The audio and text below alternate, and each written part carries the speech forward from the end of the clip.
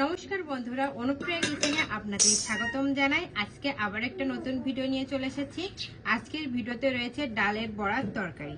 হ্যাঁ বন্ধুরা, আজকে এই গরমের দিন একদম সবাই কেউ যদি হালকা ফুলকা খাবার খেতে চান তাহলে কিন্তু এই রান্নাটা কিন্তু বেস্ট হবে। আজকের ভিডিওটা কিন্তু খুবই ভালো হতে চলেছে, শেষ পর্যন্ত দেখার অনুরোধ রইল, কারণ স্টেপ বাই স্টেপ আমি বলে দেব কিভাবে এটা বানাতে হবে। সম্পূর্ণ ভিডিওটা দেখবেন। তো প্রথমে দেখুন, এখানে আমি ছোলা আর তুরের ডাল দেখুন ভিজে রেখেছি। রাতভর আমি ভিজে রেখেছিলাম, আর দেখুন ফুলে ডাবল হয়ে গেছে। আর একটা জিনিস দেখে দেখুন, আমি কিন্তু জলটা মানে অনেকবার ধুয়ে নিয়ে এসেছি। জলটা কিন্তু একদম সাদা হয়ে গেছে। ঠিক ভালো করে কিন্তু ডালটা ধুয়ে নেবেন। দেখুন কত সুন্দর ফুলেছে। এখন এই ডালটা একটা মিক্সারের জারে দিয়ে দেব। আদা আর কাঁচা লঙ্কাটা দেবো। প্রথমে আমি এর ভেতর কিন্তু জল দেব না, যদি জল লাগে তাহলে কিন্তু দেবেন, নইলে দেওয়ার দরকার নেই। এইভাবে আমি প্রথমে বেটে নিয়ে আসবো। দেখুন বন্ধুরা, বেটে নিয়ে এসেছি। দেখুন এর টেক্সচারটা একবার দেখুন। এখন ঠিক এইভাবেই কিন্তু বাটবেন। দেখুন এটা কিন্তু ফুলবে, কিন্তু একটা পাত্রে এটা ট্রান্সফার করে নিচ্ছি। এখন বন্ধুরা অনেক খানিকটাই কিন্তু ব্যাটার হচ্ছে, সেজন্য আমি একটা বড় পাত্রে এটা ঢেলে নিয়েছি। এর ভেতর আধা চামচের মতন গোটা জিরে দিয়ে দেবো, কিছুটা পরিমাণ পেঁয়াজ কুচি,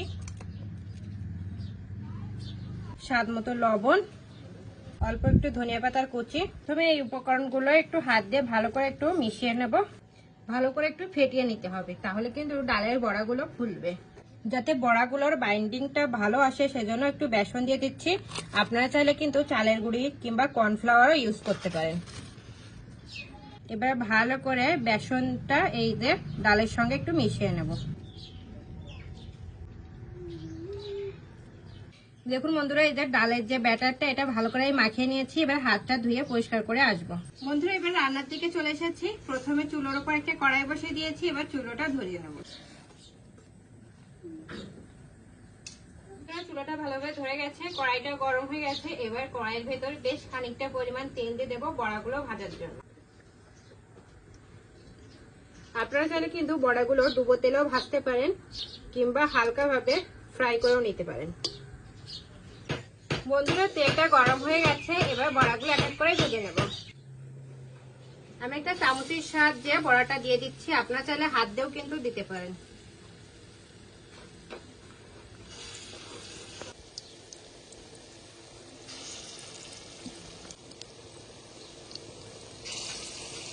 বন্ধুরা এক সাইড ভাজা হয়ে গেছে ডালের বড়াগুলো, এবার উল্টে দেব।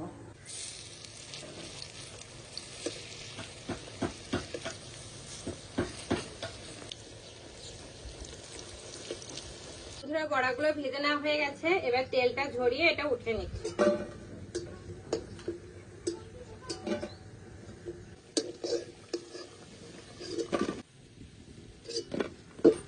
আমি একইভাবে সবগুলো বড়া ভেজে নেব।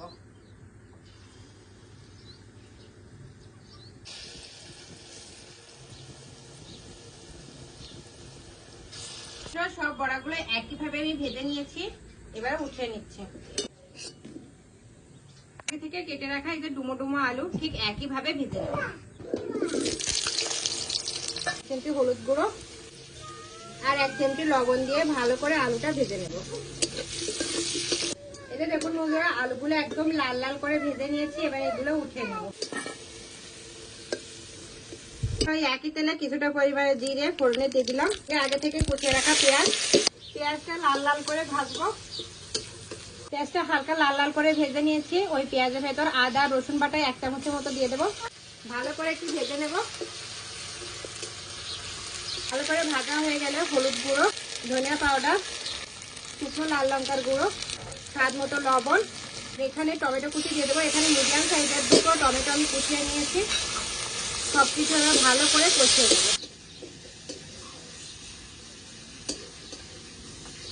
মশলাটা খুব ভালোভাবে কষানো হয়ে গেছে, এবার আলুগুলো দিয়ে দেবো। দেখুন বন্ধুরা কত সুন্দরভাবে মশলাটা কষিয়ে নিয়েছি, তেলটা কিন্তু একদম ছেড়ে দিয়েছে। এরকম মশলাটা কষিয়ে নিতে হবে। এবার আলুর পিসগুলো দিয়ে আর একটু ভালো করে মশলাটা কষিয়ে নেব। এবার ঝোলে বসিয়ে দিচ্ছি। দেখুন বন্ধুরা ঝোলে বলক চলে এসেছে আর আলুগুলো কিন্তু সেদ্ধ হয়ে গেছে। এবার বড়াগুলো দিয়ে দেবো। বড়াটা দিয়ে ভালো করে একটু মিশিয়ে 5-6 মিনিটের মতন রান্না করে নেব। দেখুন বন্ধুরা কত সুন্দর হয়ে গেল ডালের বড়ার তরকারি। এখন এটা নামিয়ে নেব। তো তার আগে উপর থেকে অল্প একটু গরম মশলার গুঁড়ি, কিছুটা পরিমাণ ধনিয়া পাতার কুচি,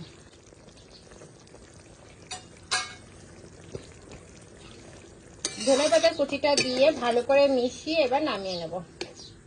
একটু ঝোল ঝোল রাখবেন, তা নইলে কিন্তু এটা কিন্তু এঁটে যাবে রান্নার পরে।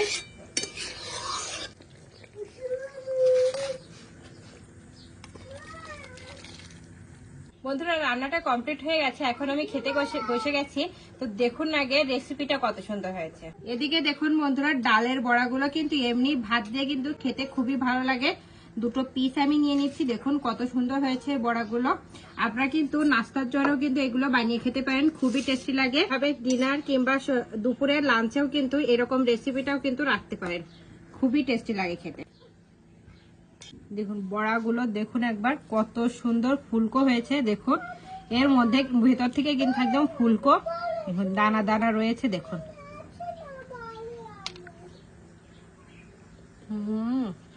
মুচমুচে করছে। আর রান্না করার বড়াগুলো কিন্তু একদম নরম হয়ে গেছে দেখুন। আর ভেতর পর্যন্ত দেখুন জুসটা ঢুকেছে, যে ঝোলের যে এটা একদম নরম।